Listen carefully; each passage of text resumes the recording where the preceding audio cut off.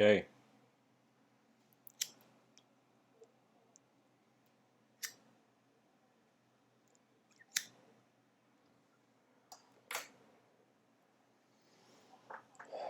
Hello, everybody.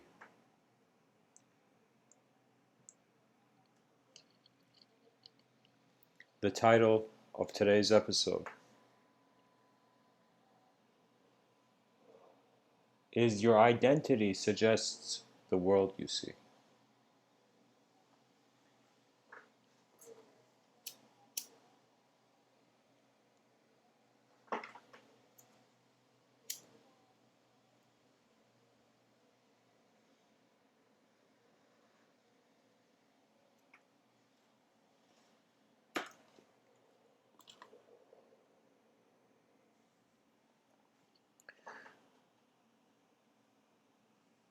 The concept of self-realization is important, especially for cyclical creatures in which to attain certainty of their reality require repetition.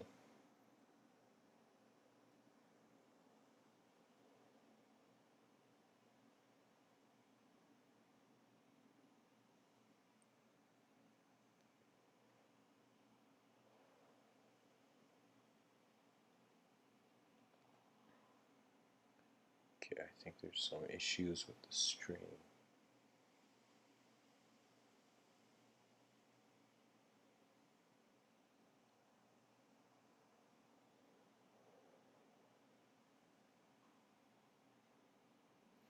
Anyways, I'll continue. The notion is that your identity suggests the world you see. And so, what that means is that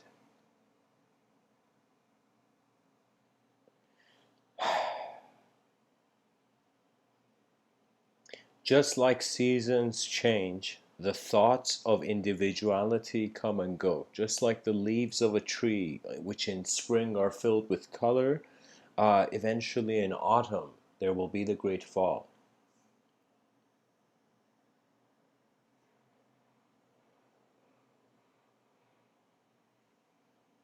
This is a suggestion that our temporalness actually fuels our eternal inspiration.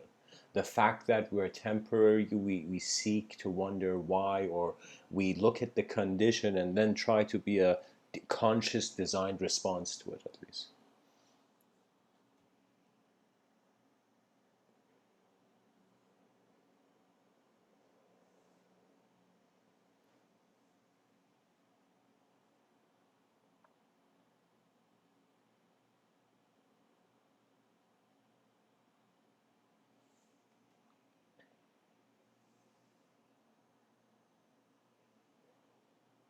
A person's identity is, in some sense, the suit they wear when they require to be dynamic and to communicate.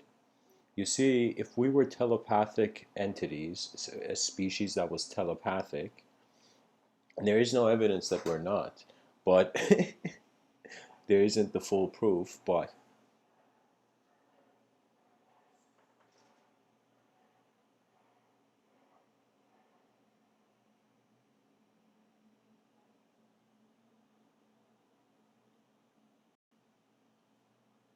sorry guys,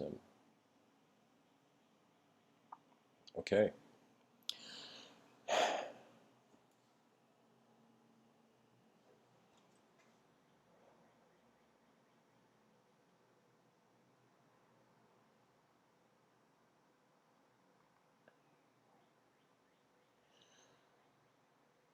Nature was unconsciously moving. A part of it became conscious of itself, and in this grand movement of just natural phenomena, there came the consciousness towards natural phenomena. We became aware of ourself, and that this sense of self was so unique. It's as if the world had already planned our existence. We were destined to be individual creatures whether we like it or not. We were destined through this individualism of this entity realizing, okay, I am separate from the world. I'm not just the world moving unconsciously. This consciousness took a sort of subjective formation. And so information, when the individual consciousness was information became in some sense the most crucial resource.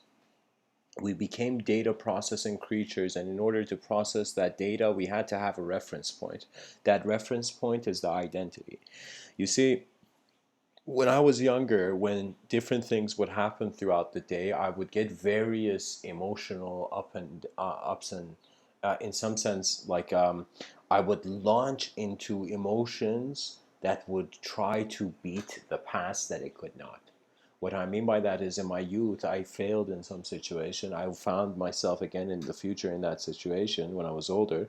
And the emotions that I had then from the unresolved or an issue that I had not found contentment with. You see, your past lingers because you're not content with it. This is why the bad is sometimes more exciting than the good, because there's something to solve. Do you see? But the good is in some sense the solver. And what I'm trying to tell you is that your identity is so important because I don't want to say it is man-made, but it is self-generated. You generate, you encapsulate yourself in an abstract way from the world around you.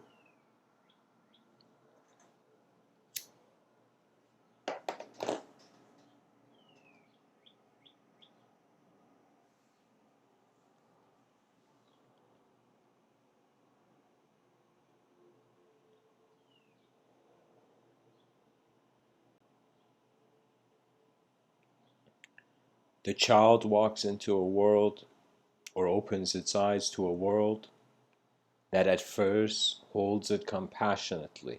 It's as if when a newborn child is born, the parents are running around, everybody's quiet. You know, even a thief could be around a newborn child and it will not make a noise, you see. And it's one of those situations where you first allow the child's existence to be undisturbed. As it grows up, eventually, from the way you communicate to the child finds a way to be a communicator. This communicator is the first self. And it's a fascinating notion. It's the notion that in the psychological development of the child, nothingness, not nothingness, but an empty observance, just sight, is beginning to take shape. As it takes shape, it's as if the child does not just enter its physical body, the child enters in a sort of subjective body of some sort. You see, this is the origin of the first identity, the first sense of self that, in some sense, the creature takes for itself. This sense of self continues to exist as people acknowledge you and as you communicate.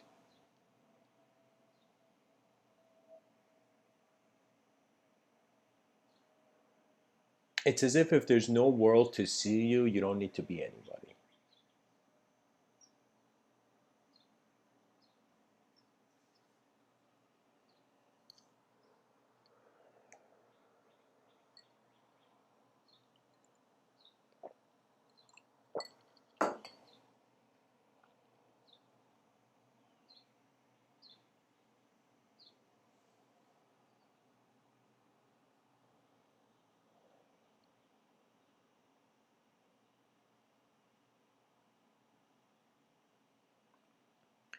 As the objective evolution soon discovered the subjective evolution, the moment we weren't just made of biology anymore, but we became the effect of biology. One can says evolution led to a mind that challenged the idea of evolution. And it is very profound because it is a transformation of a directness of engagement. You see, the biggest thing I feel people miss out in this life, myself included actually, I think the biggest loss is what could have been and wasn't attempted or didn't come about. What was possible but was not engaged, was not activated.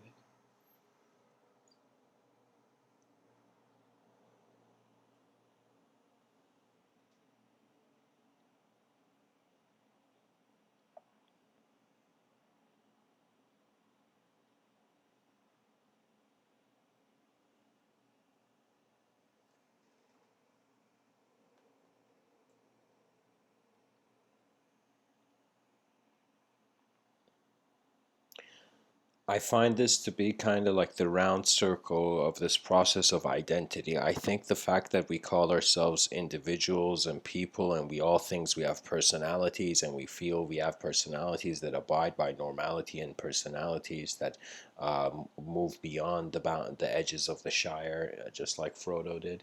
It's like there's many ways the state of mind can be perceived, but the state of mind is cyclically evolving. What that means is things are repeating, and as they are repeating, change is occurring in slight gradual degrees. This is a very important idea because it means that what you think is yourself is a cycle. And that was the Buddhist revelation. Buddha kind of noticed it. He's like, what is this loop of creatures coming into the world, suffering, dying, coming into the world, suffering, dying? What is this loop? As if he saw something in the system that he shouldn't have. And what that means is that he began to see how this dimension is not all that it seems. And he began to observe the senses, and he began to realize that any moment he sought, any moment he went after some sort of method to find truth, his mind was too rattled, too noisy, too ambitious to even see how one can take the first steps. And so eventually, after the Buddha tried many paths, and it said actually he tried an ascetic practice where they wouldn't eat and they would just sit in a place, and the person's body would still slowly begin to die. As they would die, they would see death. Like it was this sorry, not death. They would see like the truth, or the that ultimate state everybody was looking for.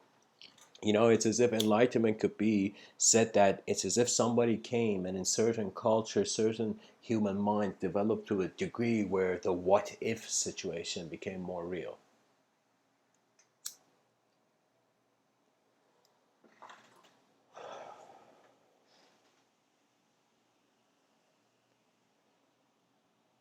Buddha didn't eat. He was about to die. His bone could be seen on his skin. And suddenly he gets this revelation. His mind comes to this comprehension that this is not the way. To disturb the physical body is not just the way to get enlightened, and to, in some sense, seek some sort of robotic program of enlightenment is not. That's not the way either. And so Buddha had this incident, and there was another incident Buddha had where he was walking, and before actually Buddha walked, there was a sort of esoteric context to the world. The concept of God was there before Buddha opened his eyes. But the path to this ultimate revelation seemed to be a mystery, and Buddha noticed it was wrong. You see, any person that we remember in history, we don't remember them because they fit into the normal. We remember them because they saw how far the normal could go and did something about it. I feel in a changing world, it's very hard to stay normal. We are all strangers to every moment that our eyes open to.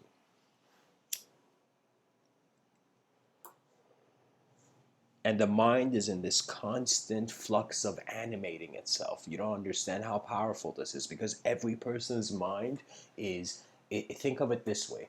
The laws of the universe that you perceive, it is the overall presence of your intelligence that is keeping it there. Okay, you want to know what your mind is? Just look at your life.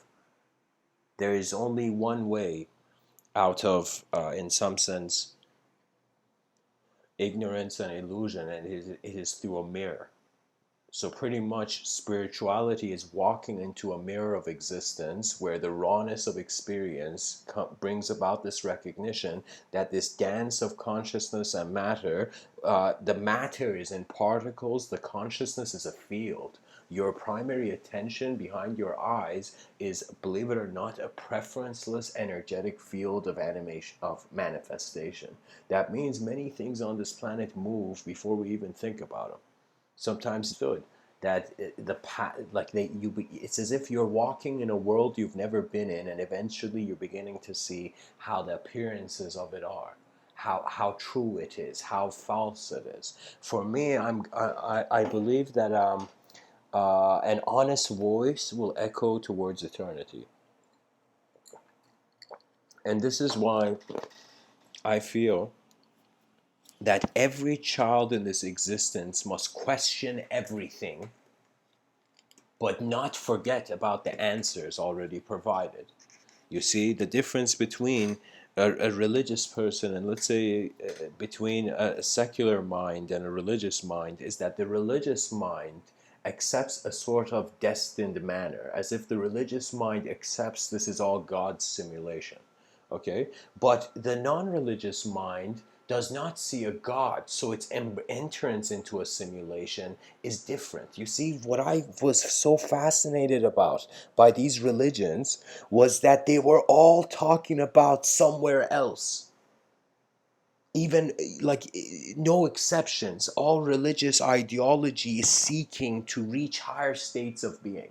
Okay, whether you like it or not, they just have different strategies towards it. So one can say the efforts of all human beings in a simulation, regardless of the path they take, is to come to the raw experience of the simulation. Okay? And so there is a simulation of matter by the presence of consciousness. When your eyes open, then the world is there to even talk about. So wakefulness is very important. But the depth of the intelligence of the mind, how far our intelligence goes, I personally believe it transcends language and it transcends identification and personality. I feel most people, they think they believe they know spirituality. They actually know spirit duality. They are just aware of the dualism, that there is something more. They don't know how to engage. Most people are waiting. Most people are like soldiers in a battlefield, waiting for you to give them the sword, the weapon, so they know what to do. Most people seek designs. It's out of fear usually. Let me tell you when writer's block occurs, when creativity or imagination does not occur as much, because it has been banished and exiled to your subconscious and to your unconscious intelligence. Your imagination can get exiled. It gets exiled the moment you identify with a limited reality. A limited reality means one that's more like a snapshot picture rather than a changing dynamic movie. Okay? This is why language was one of the greatest, I personally believe, inventions. I consider language to be a technology that the creature at that attention uses or navigates through. But I don't believe language to be able to even explain. And where does that take me? That takes me actually to the edges of the world. Whenever you find a question never asked before, that's like you reaching an edge of the world. The edge of the world has two edges. One is physical, and one is actually internal. It is non-physical. That means as if we think this world is only one dimension, 3 dimensions of space, 1 dimension of time scientifically. I personally believe the dimensions should not be organized through instruments of measurement, because the instrument of the measurement of the human being, at least, is a biological one. It is a changing one. Our eyes change, as it's like the person who did the experiment and the person who a couple hours, the same guy comes back to see the results of the experience. His state of mind was different from the moment he did it. What that means is we're too changing to be able to measure ourselves. It's like you can't measure um, the distance of a horse when you're on the horse moving with the horse. And it's like, as we're in this changing kind of world, we find the limits of the identity, and the limits of the identity means it moves on. So for many mystical people, let me say, like many of these enlightened gurus that you find, that in some sense, like the new age community has two sides. One side of it is the modern future. People think their spirit guides are aliens, and there's there's other people who feel their spirit guides are their ancestors, and their spirit guides are like, this enlightened state. So some people in the new spiritual community, you can say in the new age community, some of them are seeking an ultimate state of being. Some of them want to go to different dimensions of existence. And what that means is that this is the importance of how you put the world into a hierarchy. What a hierarchy means, it's a classification system of different values. And because the values are different, that's why the classification system exists. This is why when I kind of see it, and of course, I am just a man speaking in a world, but I feel, have you heard the statement like when they say too much freedom can lead to chaos? What does that mean? You know, why would we not be satisfied as a civilization if we had a utopia? Because we would see change is chaos and order's dance. Do you see? It's as if you don't want perfection. You want a state of mind that can witness perfection and also imperfection. You know, don't be one of those people that's scared of the roughness of the world, so you hide in a cave. You know, there's Neil deGrasse Tyson, this astrophysicist, an incredible person. You should hear his podcast called Star Talk. And Neil deGrasse Tyson said an incredible sentence. He said, um, I'm kind of paraphrasing, not paraphrasing, but like he said something like, what we do should not take man back into the cave. It should make him move towards the stars. And what that idea is that decisions right now, whoever you are listening to me right now, you're a person of some value. You're identifying somehow with this moment. But your free will is the allowance for inefficient and efficient decisions to both be manifest. It's as if you need to learn from your mistakes, because sometimes a new reality enters through a mistake, sometimes it enters through a victory. You see, I don't believe there is ever a sort of this. I mean, of course, in nature we see with wolves, we see with gorillas, and many other, even with lions. There's this sort of alpha creature dynamic, this strong, ultimately surviving creature.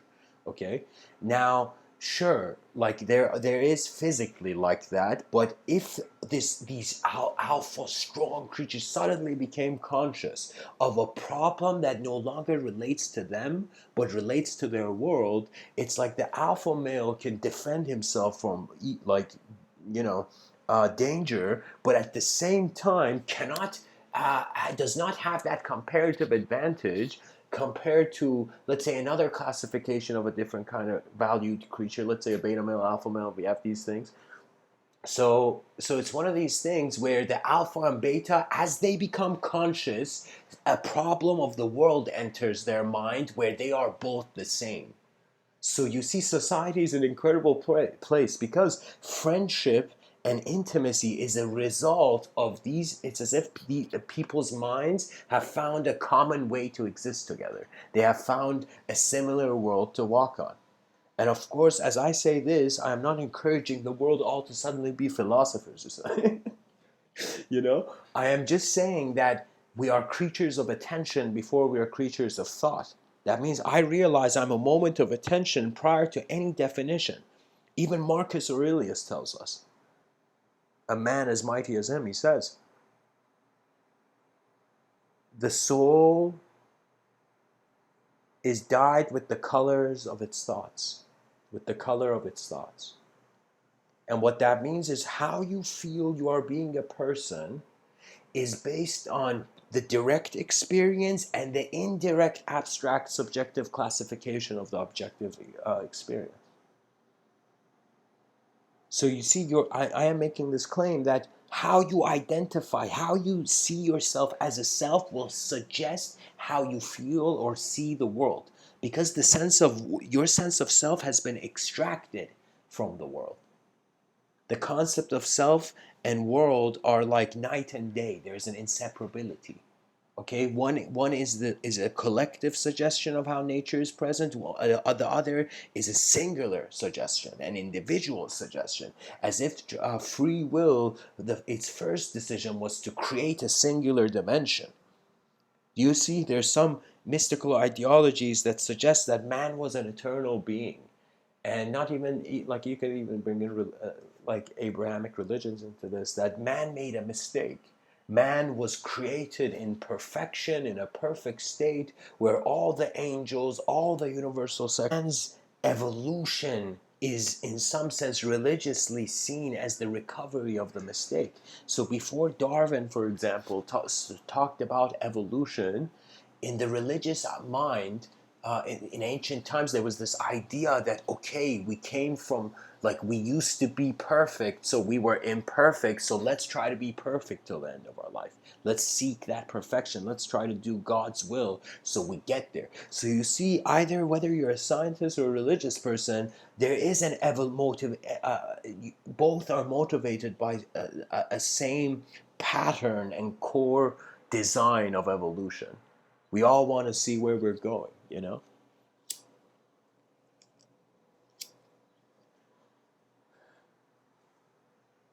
It's like that moment on the subway when there's an announcement from the radio. Everybody is like, okay, let's give a shit and hear this out. Do you see?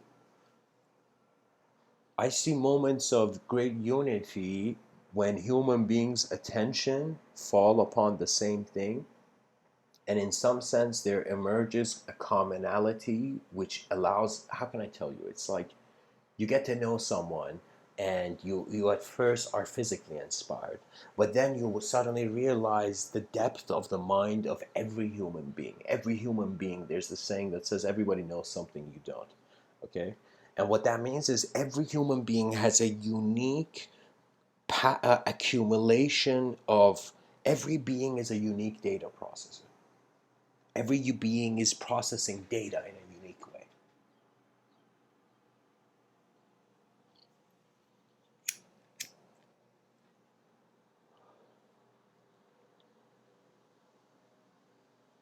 Right now, as I'm speaking, my eyes, my visual eyes, I'm in a room, okay?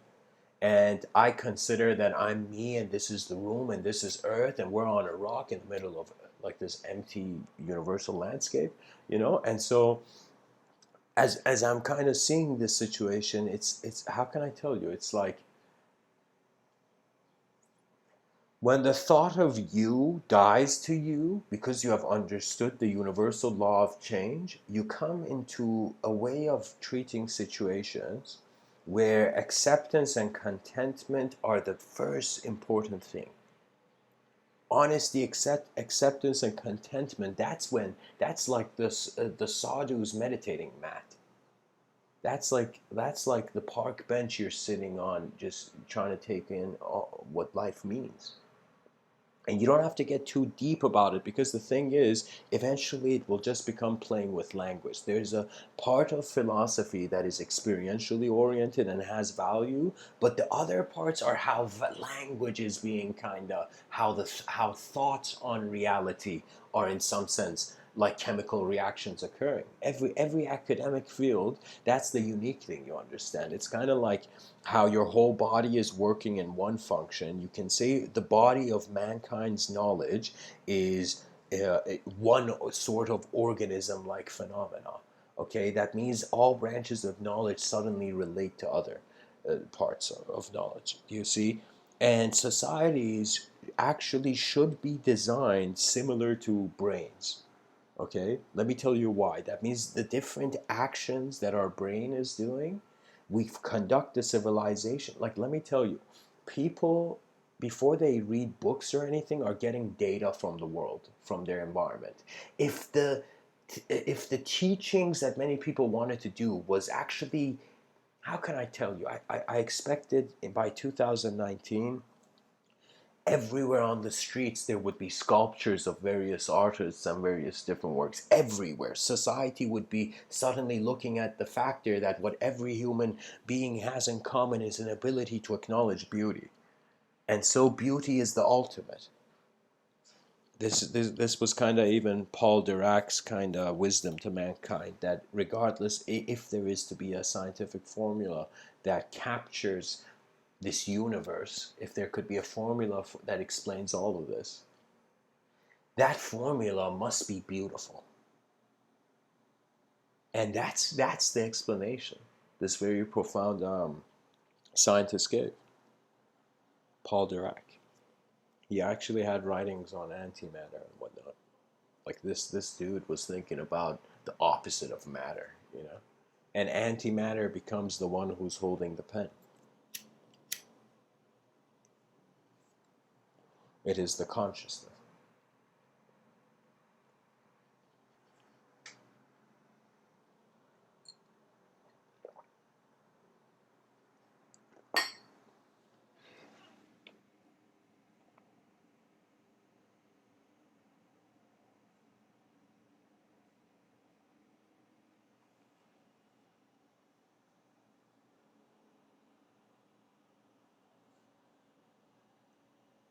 The evolution of the identity is eventually towards whatever it thinks it is and the opposite of that.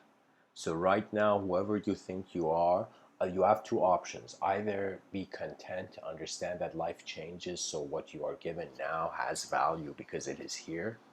The fact that there was 4 billion years of evolution for this science project called humanity to continue. Do you understand, as the external environment changes, the inner environment has to abide? What that means is if the world becomes incredibly technological everywhere, then our thoughts and the way we think about things will become technological until we have become the technology.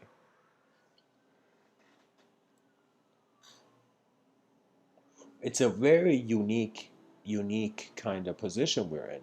I believe children are not taught science properly, because if they were, they should be in awe.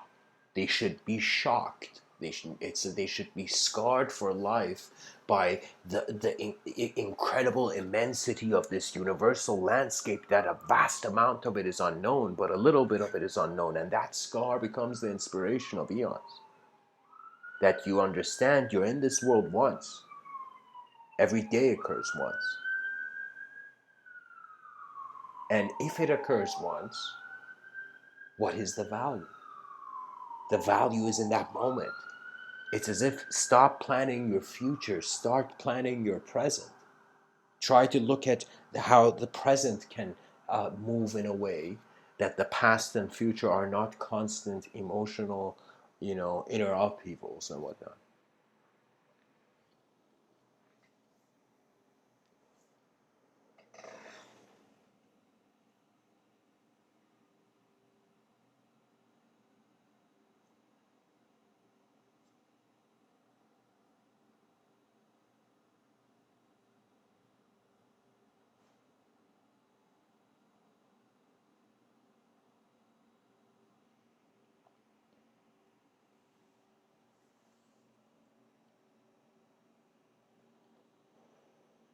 Sometimes I notice my intelligence functioning more internally than externally. What that means is that after 27 years of life, I have been able to coordinate a unique relationship of how attention and matter is being me.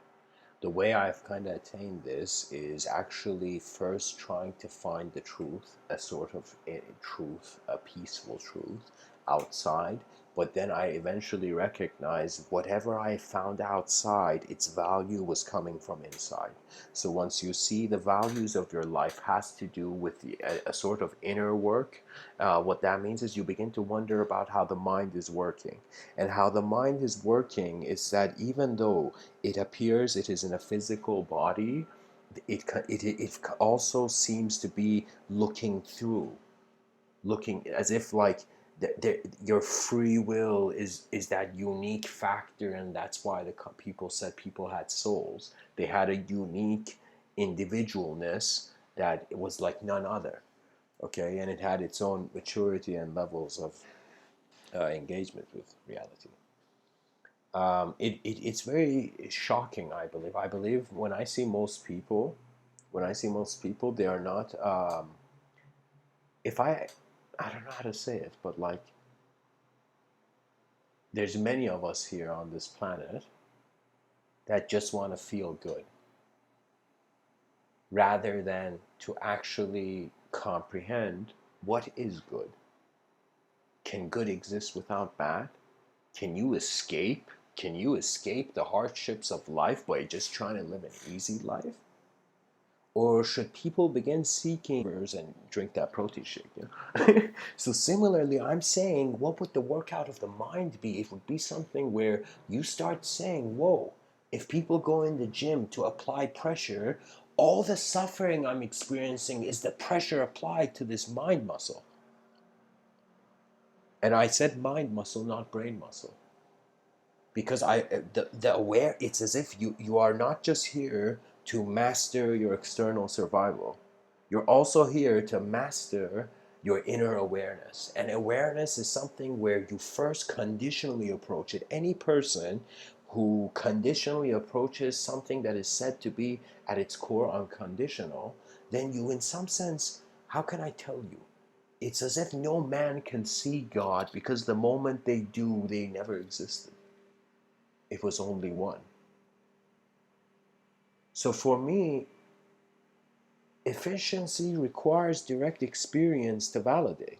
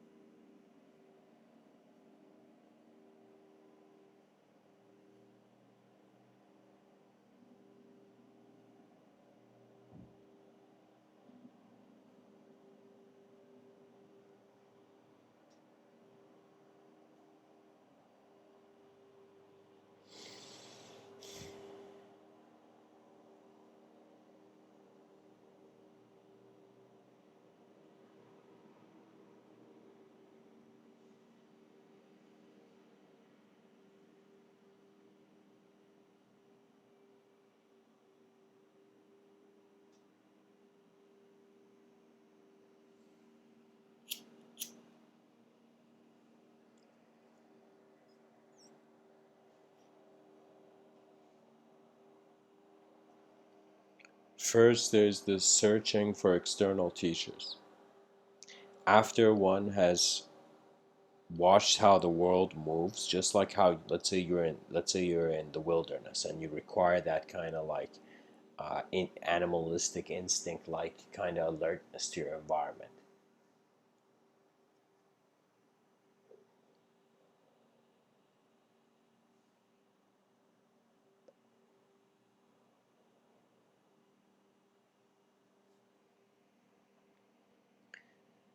That same alertness, if you have it towards how thought is appearing, you will see it. You will see how your nature is truly functioning. That's your true nature. This is why Sri Ramana Maharshi, a very unique individual, he says, meditation is your true nature. You're not trying to go to a better place or find something better. You're trying to actually forget heaven and hell for a second and just look at what's here. Look at the data before you process it, you know? And what I mean by that is you will first see it has no meaning, and then how your mind brings forth meaning. I have a childhood memory which is pre-thought. It is before I was an individually conscious being. It's like my eyes were open. It's my earliest memory, one of my earliest memories. And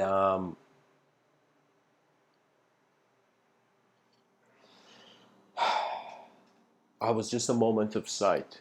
There was no language. There was no name yet to myself. I was just a view. And then, as name and language came in, I became a view that could have its own views. So we're oscillating between individual consciousness, collective consciousness all the time.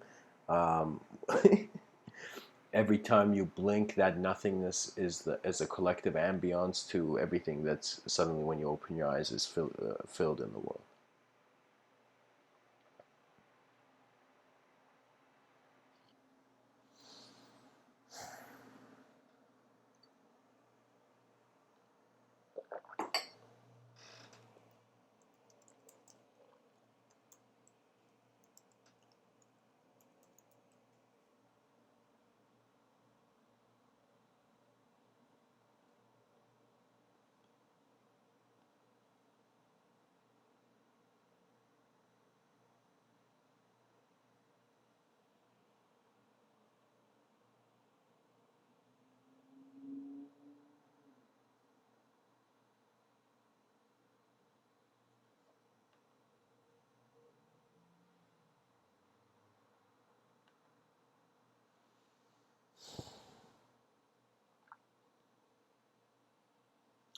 Henry David Thoreau has this very nice quote where he says, "Not until we are lost do we begin to understand ourselves." When a person is lost, they have to instantly accept. They have to accept that their intelligence has to begin moving their condition rather than a dependence on the outer condition. And this means suddenly a sort of your attention reverse engineers itself out of all the language it has imposed over objective phenomena.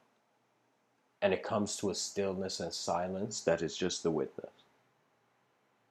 This witness eventually, as your body, your physical body, is still and silent, suddenly you begin to see slowly your mind, like the ripples of a pond, begin to slowly fade. So your suffering has to do with how active and how intensely various parts of your brain are lighting up. Okay, so the levels of this, we want to first bring it down. We want to first not even, we want to go even uh, um, before stupidity. We want to go into nothingness at that sort of consideration. Nothingness doesn't mean there's nothing. Let's say, like a sort of, um, it's as if you're not giving a value to anything. You're just sitting still and silent. That's it. There's no meditation. That's it. You just sit still and silent. Just sit. Now, don't care about the time either, how long you sit. Just sit. And as the mind suddenly, slowly becomes more quiet, you will suddenly see, how can I say it? The same way you observe and you know your body is still, you will come to know with a similar certainty that your mind is still. Because what is intelligent, the intelligence, or what is the core attention in our consciousness, is not primarily in the matter, and is not just in, it's not just in objective and subjective reality. And so as objective reality comes to a still point, suddenly there's no objective meaning being generated. As subjectivity comes to a still point, it's as if you come into a moment that is as if there is no thought. It's not that you did something in your meditation, suddenly you don't have thoughts. It's like it on its own, as you just sit still and silent and do nothing. Like legit just sit still. It's like, don't even like forget boredom. Just sit still, kind of like have that sort of a wild side towards existential self-inquiry, and just sit still and silent and don't care about the time or anything. Just be in a pleasant place and sit still and silent. Now, this is what happens. Usually, if somebody gets this right, what I'm saying, two things happen. Your mind either slows down, instantly it becomes quiet. That means uh, your eyes have perceived clarity before. But let's say your mind becomes instantly quiet, or your mind becomes this, you begin observing the various speeds of thought. Not all your thoughts move at the same speed. Like when you watch a movie, those thoughts are based on moving at the speed of the different scenes of the movie.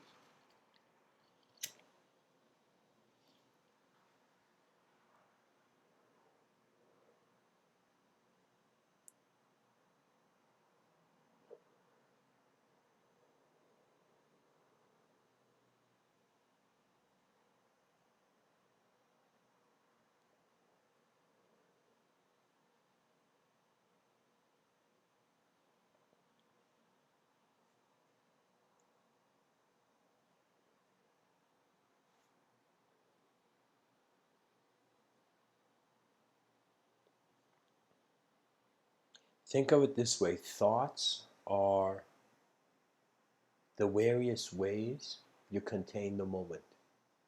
And each container, based on each moment and the difference in stimulus, there's a novelty to it. Like inhibit it, that's another issue. But your mind, you can have a new idea any moment, you know. And you can have such a new idea that this new idea is a complete restructuring of the previous world that you were a person in.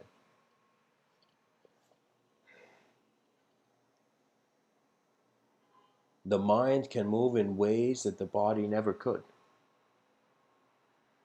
So as you observe the movement of your body, and you observe it in its dynamic state and its stillness, and as you observe your mind in its movement and its stillness and its dynamic state and its stillness, you will eventually come to know them. You will come to know how your intelligence is happening. then your intuition, it's like that data that your spirit, all those new age people feel like they're spirit guides and like other entities, like they thought this other data that this angelic kind of thing dimension knew that was guiding man. You get access to that data in a way where the intermediaries have completed their design. That means you fulfill the destiny of the angel that had to follow you for the whole, like for its whole life. You don't free just yourself. You free all that your mind holds into a sort of eternal space, and then you come into, as some Papaji spoke about it, as your own eternal abode. Like this dude saw it that way. You know, in Pure Land Buddhism, there was a sort of Buddhic figure that he created a dimension of peace. I'm not sure how the ideology in Buddhist thought is embraced, but how exactly it's embraced. But it is this notion that allowance has an important part in your psychology. A part of our psychology, especially as children growing up, requires authorization to behave. Now, if it doesn't internally give itself authorization, it would expect externally, where's my savior? Come, somebody come and give me permission so I can be me or whatever. Like you see, it's one of those situations where most people don't understand the world they're standing on. Because if they did, they would live so differently because their values would not just be objective. We would not just have objectives, like a SWAT team. We would also have subjectives.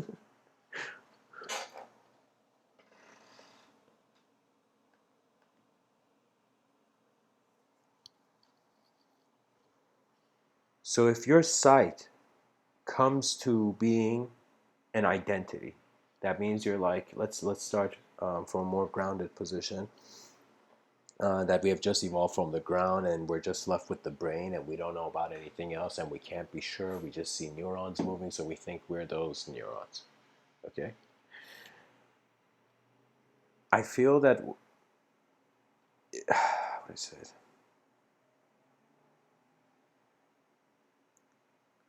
Your conscience is subconscious data that's not clear to you.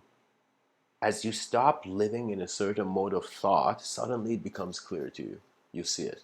It's like once you take your head out of the box, you'll be like, man, why was I just seeing it that way? A belief, anytime somebody says, I believe this, I'll be like, great. Like, and how many boxes do you have over your head?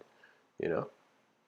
A person can have so many different boxes over their head, but all of them are not allowing the sight to be there. And what you do is you take them all off at once. Okay? That means you just kind of get rid of all these boxes. You get rid of all these structures of snapshot ways of how belief became real, how reality led to belief, and you understand that as reality changes, so must the belief. This is a sort of natural law. That means I believed something when I was younger, but I have been exposed to so much of the world now that it's as if like it's as if the younger me had no idea where it was. And I find that's the sort of, some people called it a sort of spiritual mastery, maturity, a sort of recognition that consciousness, our knowledge, is hovering in the unknown. Its borders and edges are the unknown. So what you don't know is as much of an inspiration to you as what you do know. Most people, they just like they learn some stuff and they feel they know some things and that's it. They just move on. They don't wonder about the unknown, because the unknown cannot be measured, cannot be made certain. Do you see? But our certainty changes as the sense of self and the sense of identification does. That means you can say a scientist comes and reads a scientific report and certain very profound evidence for a scientific phenomenon, and then many years later, the scientist comes and reads the same thing, the same report, but now he has seen so much of the world, So much more data has entered this person's mind that when he sees the report, he will not see the same answer. He will see the new answer through his own experiences. That means old answers can be seen in a new light, and that's the same sort of novelty we share in the moment. So, anyways, guys, thanks for tuning in. Let me see. I'm going to share another quote from Sri Ramana Maharshi.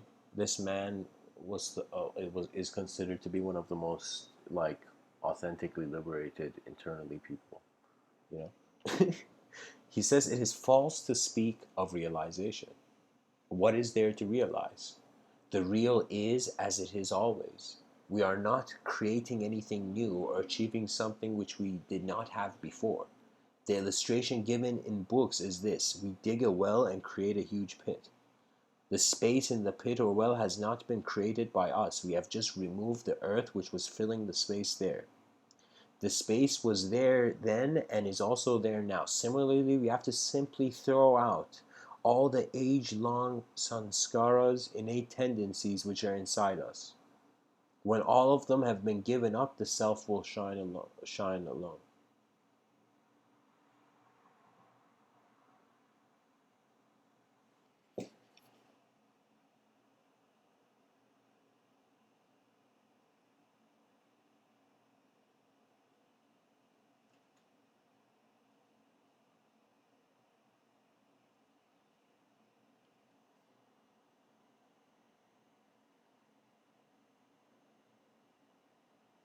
Okay, guys, so I was just going over the quote. I feel what it's saying is it's like where we're trying to find truth, or this self that shines alone, is a sort of space. Not actual space, but I'm saying like it's like there prior to we doing anything. And it's our sort of identification of our attention with all the stuff we're digging from this pit, as Ramana Maharshi suggests, that makes us not see that we did not create this space. So what that means is the truth was here before you. So what is there to know? Truth was here before you. What is there to do? Truth was here before you. So in some sense, Sri Ramana Maharshi is here trying to dismantle all the egoic approaches towards nirvana and moksha.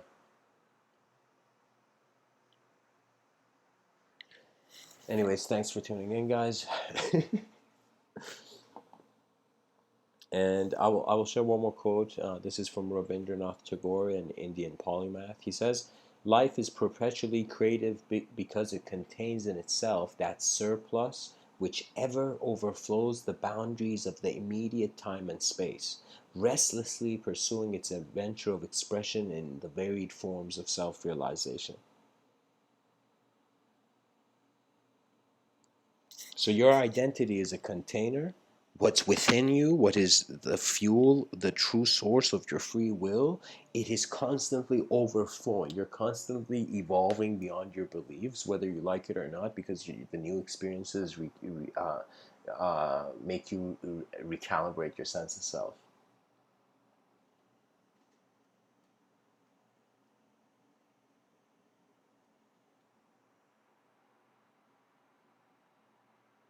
You become self-realized when you see yourself with your realized.